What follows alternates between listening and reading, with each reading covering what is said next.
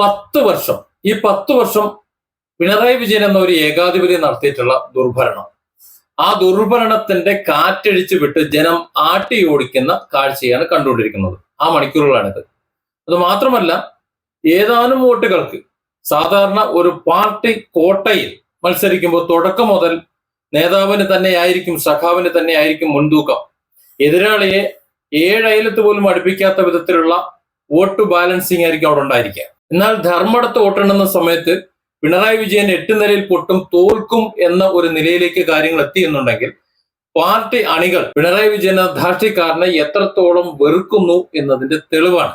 10 വർഷം തുടർച്ചയായി ഒരു സംസ്ഥാനം ഭരിച്ചിട്ട് ആ 10 വർഷത്തിന് ശേഷം നടക്കുന്ന തെരഞ്ഞെടുപ്പിൽ 8 നിലയിൽ പൊട്ടുന്ന വിധത്തിലുള്ള ഒരു തെരഞ്ഞെടുപ്പ് ഫലം ഏറ്റുവാങ്ങേണ്ടി വരുന്ന ഒരു പാർട്ടിയുടെ, അതായത് ഭരിച്ചുകൊണ്ടിരുന്ന പാർട്ടിയുടെ ഒരു അവസ്ഥ എന്ന് ആലോചിച്ച് നോക്ക്.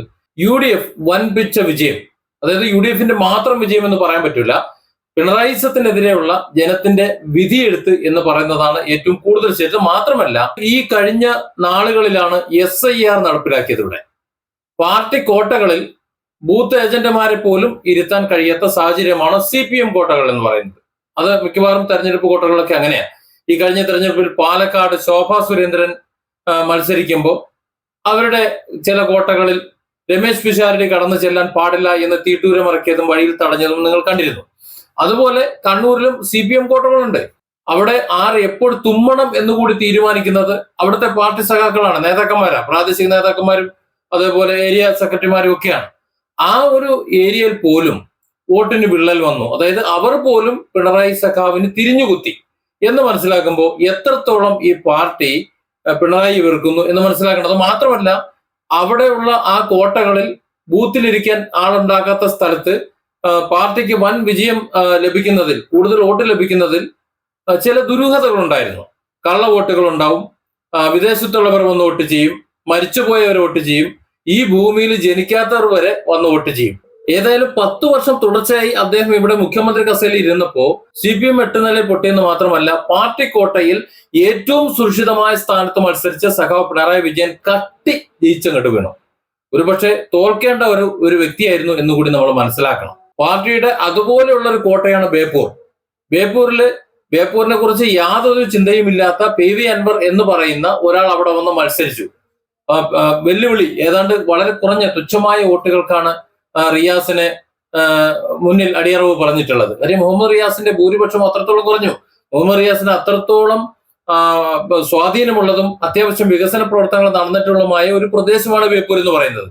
അവിടെ റിയാസിന് അടിതെറ്റാതെ ഒരു അല്പം രക്ഷപ്പെട്ട് അങ്ങ് പോയെങ്കിലും, അങ്ങ് വീണെങ്കിലും ഇത്രയും വലിയ ഭീകരമായ ഒരു തിരിച്ചടി ലഭിക്കുന്നതിന് ഈ പിണറായി സമരം കാരണമാണ്. CPMന്റെ ഉരുക്കുകോട്ടകൾ എന്ന് അവകാശപ്പെട്ടിരുന്ന മുഴുവൻ സ്ഥലങ്ങളും, കോഴിക്കോട് അടക്കമുള്ള മുഴുവൻ സ്ഥലങ്ങളും വിള്ളൽ വീണു എന്ന് മാത്രമല്ല, ചില കോട്ടകൾ അപ്പാടെ UDFന്റെ ഭാഗത്തേക്ക് ഒഴുകി മാറുന്നതാണ് നമ്മൾ കാണുന്നത്. കാലങ്ങളായി LDFനെ മാത്രം തുളച്ച് LDFന്റെ MLA-മാരെ മാത്രം നിയമസഭയിൽ എത്തിച്ചുകൊണ്ടിരുന്ന മണ്ഡലങ്ങൾ കൂട്ടത്തോടെ ഒഴുകി UDFന്റെ പാളയത്തിലേക്ക് വന്നു ചേരുന്ന ഒരു കാഴ്ച ജനങ്ങളെ സംബന്ധിച്ചിടത്തോളം മടുത്തു. കാരണം 2ാം പിണറായി സർക്കാരിന്റെ കാലത്തുണ്ടായിട്ടുള്ള കനത്ത അഴിമതി ആരോപണങ്ങൾ, ചെറുതൊന്നുമല്ല, വലിയ വലിയ ആരോപണങ്ങൾ. അവസാനത്തെ വയനാട് വീട് നിർമ്മാണം, വയനാടിന്റെ ആ പുനർനിർമ്മാണവുമായി ബന്ധപ്പെട്ട് വന്നിട്ടുള്ള അവിടെ വരെയുള്ള മുഴുവൻ അഴിമതി കഥകൾ, ചോദ്യത്തിന് മറുപടിയില്ല. കാലിയായ ഖജനാവ്, ആ ഖജനാവ് കാലിയായി കിടക്കുമ്പോഴും ധൂർത്ത് ഇപ്പോ അവസാനം തെരഞ്ഞെടുപ്പിൽ തന്നെ നമുക്കറിയാം പിണറായിയുടെ എത്ര ഹോർഡിങ്സുകൾ വെച്ചു. തിരുവനന്തപുരം മുതൽ കാസർഗോഡ് വരെയുള്ള റോഡോരങ്ങളിൽ എന്താണ് ഉറപ്പാണ്? LDF അല്ലേ? LDF അല്ലാതെ മറ്റാരാണ്? വളരെ അർത്ഥവത്തായ വാക്കുകളാണ്. LDF അല്ലാതെ മറ്റാരുമില്ല ഇത്തരത്തിൽ ധൂർത്ത് നടത്താനും അഴിമതി നടത്താനും കട്ടുമുടിക്കാനും നാട് മുടിക്കാനും നാട് കുട്ടിച്ചോറാക്കാനും LDF അല്ലാതെ മറ്റാരുമില്ല എന്ന് കഴിഞ്ഞ 5 വർഷം കൊണ്ട് പിണറായി വിജയൻ എന്ന ഏകാധിപതി തെളിയിച്ചു. അതിന്റെ ഫലമാണ് കിട്ടിക്കൊണ്ടിരിക്കുന്നത്.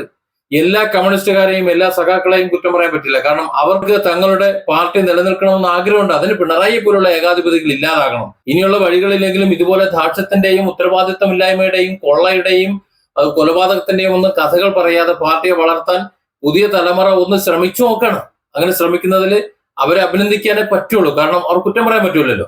പാർട്ടിയുടെ മുതിർന്ന നേതാക്കളാണ്, പാർട്ടിയുടെ തലതൊട്ടപ്പന്മാരാണ് എന്ന് പറഞ്ഞുകൊണ്ട് അവർ കാണിച്ചു കൂട്ടുന്ന എന്ത് ധാക്ഷ്യമെടുത്ത് തലയിൽ വെക്കേണ്ട ഉത്തരവാദിത്വം ഈ നവാഗത പ്രതിഭകൾക്കും അല്ലെങ്കിൽ പാർട്ടിയെ സ്നേഹിക്കുന്ന പുതുതലമുറകൾക്കും ഇല്ല. കാരണം ഈ സർക്കാരിനെ സംബന്ധിച്ചിടത്തോളം, പിണറായി സർക്കാരിനെ സംബന്ധിച്ചിടത്തോളം സാധാരണക്കാരുടെ പ്രശ്നങ്ങൾ അവർക്കൊരു പ്രശ്നങ്ങളേ ആയില്ലായിരുന്നു. അത് പ്രമുഖരുടെ പ്രശ്നങ്ങൾ. നമുക്കറിയാമല്ലോ, നവകേരള സദസ് എന്നൊരു പരിപാടി നടത്തിയ സമയത്ത് അതിൽ സാധാരണക്കാരുടെ പ്രശ്നങ്ങൾ അങ്ങനെ തന്നെ കിടന്നു. എന്നിട്ട് പൗരപ്രമുഖന്മാരുടെ അടുക്കളയിൽ ഉറക്കവും അവരോടൊപ്പം പാലിൽ പുഴുങ്ങിയ അണ്ടിപ്പരിപ്പും തന്ന് ശുഭസേനം നടത്തി സഞ്ചരിക്കുന്നതാണ് നമ്മൾ കണ്ടത്. പാവപ്പെട്ടവന്റെ പ്രശ്നം എവിടെയാണ് പരിഹരിക്കപ്പെട്ടത്? പണ്ട് ബൂർഷാസി എന്ന് വിളിച്ചിരുന്ന ആ ബൂർഷാസികൾക്ക് അല്ലെങ്കിൽ അങ്ങനെ പട്ടം ചാർത്തി കൊടുത്തവർക്ക് വേണ്ടി ഒരു ഭരണം നടത്തുമ്പോൾ അല്ലെങ്കിൽ ഭരണ നേതൃത്വം അതിനുവേണ്ടി മാത്രമാകുമ്പോൾ മുഖ്യമന്ത്രി പോലും അതിന്റെ പിന്നാലെ പോകുമ്പോൾ ജനം വളരെ പ്രതീക്ഷയോടെ വോട്ട് ചെയ്ത് ഇവരെ ഭരിക്കാൻ ഏൽപ്പിച്ച് കസേര ഇട്ടുകൊടുത്ത ആ ജനം ഇവരെ കാലിൽ പിടിച്ച് വലിച്ചെറിയാൻ ഇങ്ങനെയുള്ള അവസരങ്ങളല്ലേ അവർക്ക് പറ്റൂ. ഇറങ്ങിപ്പോവുക, ആട്ടിവിടുക, എവിടെ ചെന്നാലും മൈക്ക് പിടിച്ചുപിടിക്കുക. അത് മറ്റുള്ളവരുടെ ധാർഷ്ട്യത്തോടെ വൈരാഗ്യത്തോടെ താൻ മാത്രമാണ് ഇവിടുത്തെ ഏകാധിപതി, താൻ പറയുന്നത് അനുസരിച്ചുകൊണ്ട് ബാക്കിയുള്ളവർ മുഴുവൻ അടിമകളായി ജീവിച്ചോളണം എന്ന ഒരു ധാർഷ്ട്യമുണ്ടല്ലോ. ആ ധാർഷ്ട്യത്തിന്റെ മണ്ടക്കടിച്ചിട്ടുള്ള അടിയാണ് ഇപ്പൊ ലഭിച്ചിട്ടുള്ളത്. പിണറായി വിജയൻ എന്ന ജനപ്രതിനിധിയോട്, ഈ സംസ്ഥാനത്തിലെ മുഖ്യമന്ത്രിയോട് ഒരു സംശയം ചോദിച്ചപ്പോ, ഒരു കാര്യം ചോദിച്ചപ്പോ വീട്ടിൽ പോയി ചോദിച്ചാൽ മതി എന്ന് അദ്ദേഹം ധാർഷ്ട്യത്തോടെ വിളിച്ചു പറഞ്ഞത് കേരളക്കര അല്ല, മലയാളികളുള്ള മുഴുവൻ നാടുകളിലും കണ്ടതാണ്. ആ പ്രഭാഷണം അതുകൊണ്ട് തന്നെ വൈറലായതുമാണ്. അതുകൊണ്ട് ജനം തീരുമാനിച്ചു, ഇനി വീട്ടിൽ പോയി വിശ്രമിക്കാനുള്ള സമയമായി, നിങ്ങൾ വീട്ടിൽ പോയി വിശ്രമിച്ചാൽ മതി. ഇനിയുള്ള കാലം മക്കൾക്കും കുട്ടികൾക്കും പേരക്കുട്ടികൾക്കും കൂടെ അവരോടൊപ്പം ചെലവഴിച്ചാൽ മതി. ഈ രാജ്യം ഭരിക്കാൻ, നമ്മുടെ സംസ്ഥാനം ഭരിക്കാൻ നിങ്ങൾ വരേണ്ട ആവശ്യമില്ല. അതിലൂടെ ആൺകുട്ടികളുണ്ട്, അവർ ഭരിച്ചോളൂ എന്ന് അവർ തീരുമാനിച്ചു. അഹങ്കാരത്തിന്റെയും ധാർഷ്ട്യത്തിന്റെയും ഏകാധിപത്യത്തിലൂടെ ചെങ്കോലും പിടിച്ച് കസേരയിൽ ആലുനിരുന്നുകൊണ്ട് ജനത്തെ കൊഞ്ഞനം കാട്ടി ഭരിച്ചുകൊണ്ടിരുന്നപ്പോ ഓർക്കാതിരുന്ന ഒരു കാര്യമുണ്ട്. 5 കൊല്ലം കഴിയുമ്പോൾ ഇറങ്ങിച്ചെന്ന് വീണ്ടും ഇതേ ജനങ്ങളുടെ മുന്നിൽ തലകുനിച്ച് നിൽക്കേണ്ട ഒരു സാഹചര്യമുണ്ട്.